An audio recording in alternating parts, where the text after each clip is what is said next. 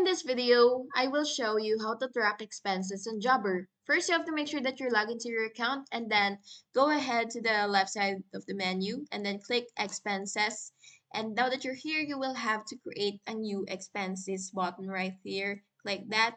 And now you have to fill in the expense details and choose the item name, the details. Just fill out all the needed information right here. And then you can choose the category, the enter, and then enter the amount, the date, and then select a vendor if you do have one.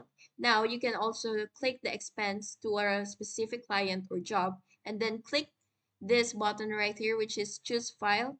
If you will upload receipt to add a photo of the receipt if it is needed. And once everything looks good, you will just have to click this save button right here, and then your expense will now show up in your reports and help you stay on top of your financials. And that's how you track expenses in Jobber. Please like and subscribe if this video helped.